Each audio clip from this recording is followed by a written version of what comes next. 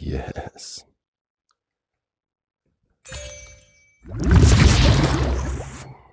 Okay, here's a little making of. First, I created, let's see, I'm going to turn off pass-through. So you can see I have this pass-through layer right here. This I'm using as the ground plane. I've aligned that with the overall ground for the ShapesXR space. Underneath here I have my monster that is emerging, and then I just manually animated this guy coming up. Thought that was kind of a cool look there. So that's the initial part. These guys are all procedural primitives.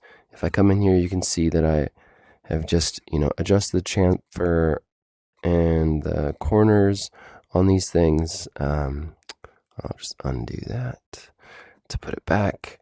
And then in order to get the interactions correct, basically just have a bunch of, delay triggers here. So it goes from, one scene to the next. And then here I have some colliders. So let me turn my pass-through back on. Okay, so here I have some invisible colliders that I just have set to opacity 0. So on this one, I have, interactions. I have on touch, go to scene 14. And I have the same one here, on touch, go to frame 14. I just made a little idle state for this guy. In the future, it'll be, interpolating between these two frames, but for now, it just goes back and forth between frame 13 and 14 because of this after delay. So it should go back and forth. Okay, so then on 14, this animates from this state to this state. So this has a delay of 0.1 to go to the next state. But it also has these, what are they called? Kind of colliders out here.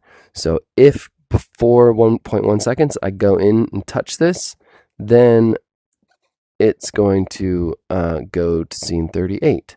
So this is using our new on touch trigger, enter. So that means when my hand or controller enters this, then go to scene 38. So I've got that set up for both of those, and I've got the same colliders set up on these ones. So when I put my hand in, it'll animate to the next, or to here. Then it'll continue animating to here. To make it so when I pull my hand out, to have it animate back, I made a different collider. This collider here, I pulled my hand out, and when I do that, then it goes to scene 16. Scene 16 is basically like scene, I think it's 14, but instead of, or to animate open, it's animating closed. So now this one, I don't think I have any colliders on this. So as soon as I touch out here, then it goes back to scene 12. The tricky thing here was making sure that like this collider and this collider and these colliders don't overlap and work for whatever input method you were working on. So I was working on hands, so it's quite different than the size of a controller. So the only way to really test this is to go into play mode and just, put your controllers down and then, put your hands in and see if it works as expected. And yeah, it pretty much does. Now what I'm doing now, or before I had this guy on the background, so he wasn't animating ever. And now what I'm doing is going through and making a custom animation for each of these spells for that guy, so he reacts. So now he looks down, he kind of goes, steam comes off his head. Another little trick is or thing you have to watch out for is both hands work simultaneously.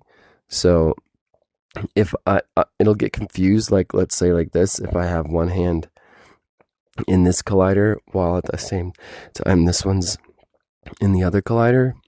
Yeah, so anyway, that's That's how it works. And I just want to see how this first animation looks here. And I just added this square, so if I'm not in room scale mode, I can align it before it pops in. Ooh, yeah, that's pretty sick.